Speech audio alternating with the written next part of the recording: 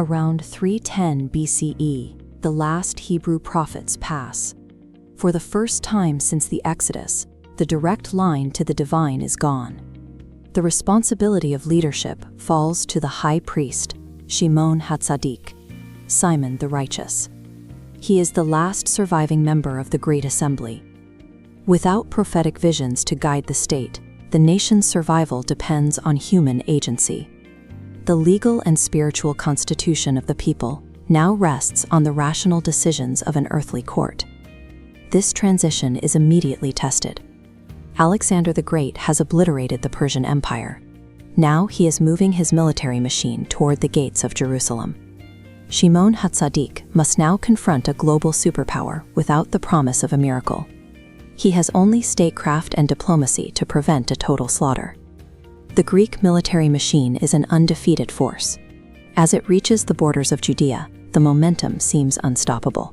Shimon HaTzadik walks out of Jerusalem to meet Alexander on the road, deciding the fate of the Jewish people in a single encounter. The expected outcome is a bloody siege and a destroyed temple. Instead, the two leaders reach a peaceful resolution. Jerusalem is spared. This encounter is recorded in the foundational texts of the tradition. However, the details of what actually happened on that road vary wildly depending on which text you read. These contradictions reveal two distinct ways of remembering the same event, each one tailored to a specific strategy for national endurance. The first version comes from the Babylonian Talmud, a text compiled while the Jewish people were living in a long diaspora. In this account, Shimon is vulnerable. He approaches the Greek conqueror dressed in his white priestly garments, begging Alexander to spare the city. Alexander's reaction is inexplicable. He steps down from his chariot and bows. He tells his generals that he recognizes Shimon from a supernatural vision that has granted him victory in his other wars. The Babylonian account diverges. Alexander says, "His face wins before me." Here, survival relies on divine grace protecting the defenseless. Similarly, Babylonian texts minimize the Hanukkah military revolt, focusing entirely on the oil miracle. This is a strategy for survival in exile. When a people has no army, their endurance relies on appeasement, spiritual merit, and waiting for a miracle.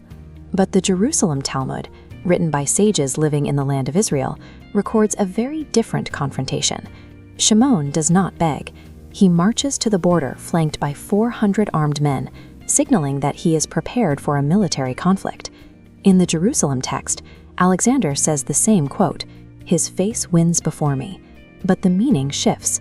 Alexander realizes engaging this disciplined force guarantees tactical defeat.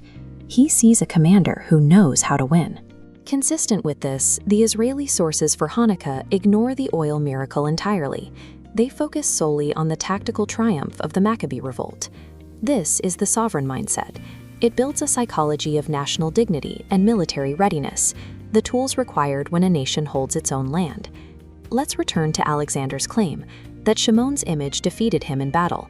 When the conqueror stated this, he was unknowingly predicting the eventual collapse of his own empire.